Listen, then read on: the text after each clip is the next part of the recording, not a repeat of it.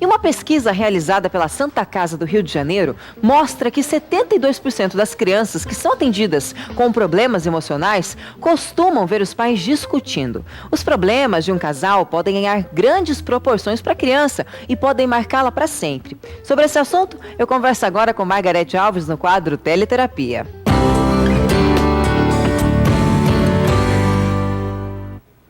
Boa tarde, Margarete. Boa tarde, Larissa. A gente mostrou o número agora, 72%. É um número alto, né? É alto.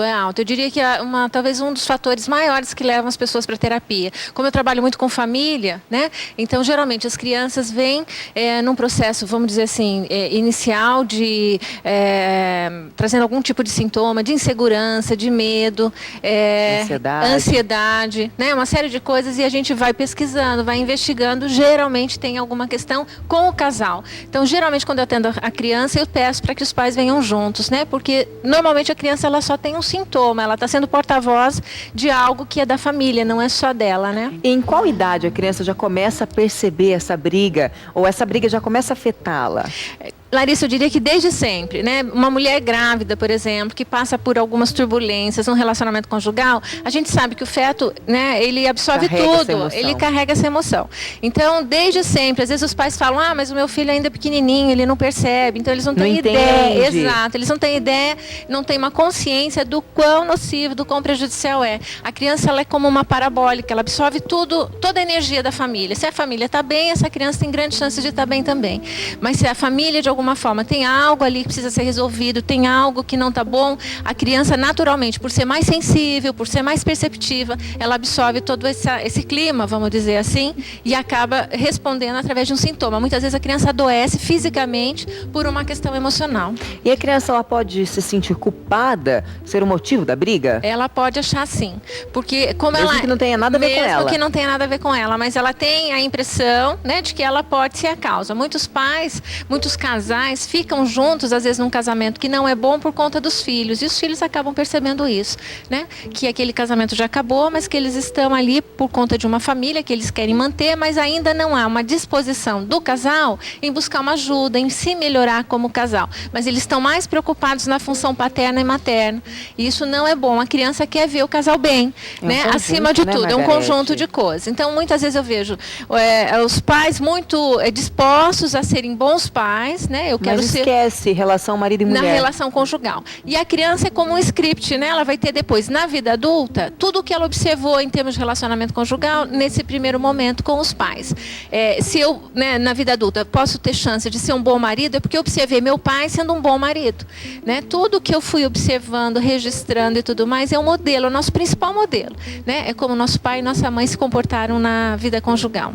E na criança, quais são os efeitos, consequências dessa briga? Então, como eu dizia, por exemplo, se eu tenho um pai ausente, um pai agressivo, um pai hostil, se eu tenho uma mãe controladora, uma mãe dominadora, de alguma forma essa criança registra tudo isso e na vida depois adolescente, na vida adulta, ela tem uma tendência a repetir exatamente esse padrão. Então, muitas vezes, os sintomas que ela leva, né, depois para a própria vida conjugal, tem um link, né, está completamente conectado com o que ela viu, né, o que ela foi observando ao longo da história dela. Então, é muito importante que as crianças possam assistir bons filmes, né?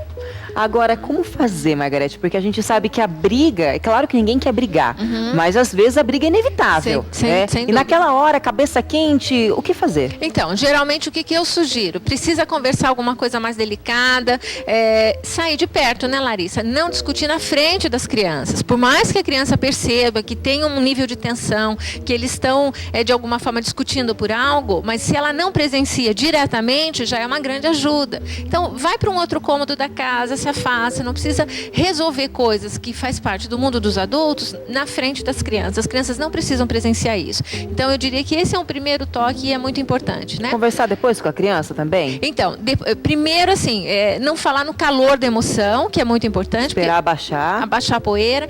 Conversar, né, entre quatro paredes, os adultos, e depois, em algum momento, se foi dito alguma coisa na frente da criança, que os pais possam, sim, às vezes até separado, né, Você viu aquela hora, eu falei aquilo para o seu pai, não era a minha intenção, já pedi desculpa para ele, quero pedir desculpa para você. Então, de se mostrar também, é isso aí, nós somos humanos, a gente vai errar, né? Mostrar essa fragilidade para a criança, porque ela também aprende com isso. Ela consegue entender, pô, que legal, meu pai reconhece que houve um erro, ou minha mãe. Pediu desculpas depois. E é possível você reparar isso, eu gosto muito dessa palavra. Né? A gente erra o tempo todo, mas ter atitudes de reparação, né? Que você possa ir lá, resgatar, mostrar que você errou e tudo mais, que é falível, mas que é possível você seguir em frente de uma forma melhor. Muita gente fala que a briga é diferente da discussão e que a discussão não tem danos para a criança. Isso é verdade, Margarete? Então, na minha opinião, eu diria que são sinônimos, né? Tanto a briga com a discussão... Para mim também é a mesma coisa. Eu acredito que são assim, geralmente, ânimos alterados, palavras muito duras, ofensivas, tom de voz, né? Muito intenso, geralmente. A criança percebe, Larissa, além da palavra, a linguagem corporal.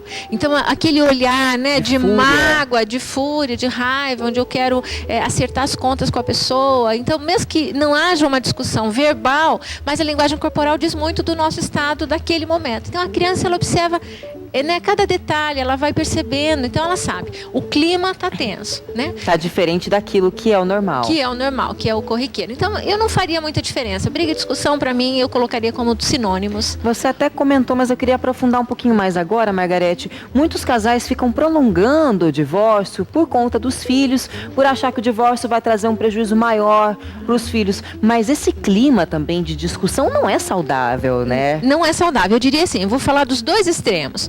Os casamentos terminando cada vez mais rápido, as pessoas com pouquíssima tolerância, sem paciência nenhuma. Então, nas primeiras dificuldades, pronto, já acabou, não tem. Mais fácil, é mais fácil, vamos acabar com isso. Então, uma imaturidade muito grande eu assumir esse relacionamento. Então, isso também não é bom, né? Por outro lado, alguns casamentos que você percebe que não há, né, não tem como mais resgatar, que aquilo tudo valeu enquanto durou, mas que há um final, e aí é preciso também aceitar esse final. Muitas vezes um dos parceiros tem dificuldade nessa aceitação. Enquanto geralmente um consegue reconhecer que não há mais saída, às vezes o casamento se prolonga porque um dos dois ainda permanece tentando algo que muitas vezes é impossível de ser resgatado.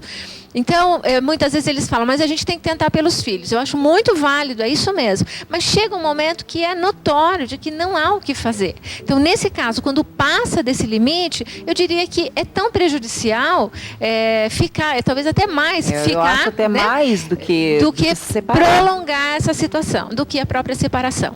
E na separação, qual que é a orientação? Né? De uma forma bem objetiva e bem simples. O casal se separa, mas os pais não. Então, é importante a criança sentir de que ela não vai ser abandonada, de que o pai e a mãe permanecem para sempre com ela, né? De que eles têm um bom, talvez não se tornem melhores amigos, mas que eles possam ter um bom relacionamento, um relacionamento razoável para resolver coisas que diz respeito ao bem-estar dessa criança. Então, quando ela sente isso, mesmo com a separação, mas ela percebe que o pai e a mãe podem sim ter um relacionamento razoável, a criança se sente aliviada, né? Porque ela percebe, nossa, é melhor assim, né? Muitas vezes eu escuto das pessoas dizendo, os filhos nunca querem a separação. Isso não é verdade, né? Muitas vezes eu ouvi as pessoas dizendo, eu não vi a hora deles resolverem aquilo, porque a gente vivia num nível de tensão, numa batalha, num combate muito grande. E como os pais podem perceber, Margarete, desculpa te cortando, que os filhos estão precisando de ajuda e que aquilo realmente está afetando a vida deles? Quando há uma alteração de comportamento, talvez seja um bom sinal, né? Um filho talvez muito falante quando ele fica mais quieto, mais reservado, uma criança que está apresentando níveis de ansiedade muito alto, ou começa a aparecer com vários sintomas de medo, começa a ter medo de uma série de coisas, não dorme de noite, não consegue se separar de um dos pais, evita de sair de casa, de sair, né, e deixá-los como se ela deixasse algo ruim fosse acontecer. Com aquela criança que brinca demais e fica quietinha. Exato, ela vai tendo uma alteração de comportamento. Então, muitas vezes, isso é suficiente para os pais perceberem, né? E outra coisa é o que eu falei do sintoma físico. Muitas crianças adoecem fisicamente, elas criam uma doença inconscientemente para que os pais, de alguma forma, parem com aquela discussão, com aquela briga, para se voltar, exato, para se voltar para ela, para o cuidado com ela, né? A criança, na verdade, ela não tem tanto medo da separação, mas ela tem medo de ser abandonada. Então, isso é importante, que os pais entendam isso, né? Preservar as acima de tudo, o bem-estar dos filhos, né? Esse é importante deles também, né, Margarete? O bem-estar da família, da família de forma geral, mas eu quero dizer assim, chega um momento que não é possível, então, manter esse casamento, mas que eles pensem, ao invés de que prolongar é a solução e para manter a família, mas muitas vezes o bem-estar maior do filho está em resolver algo, né? Então a gente vai resolver e não vai mais arrastar essa relação por muito mais tempo. Tá certo, Margarete. Quem tiver dúvidas pode entrar em contato com você. Isso, através do e-mail, do telefone ou do Facebook, na página, na fanpage, como vocês quiserem. Obrigada, eu que agradeço. Feriado, Margarete. Obrigada para você também. Até a próxima quinta-feira. Até lá.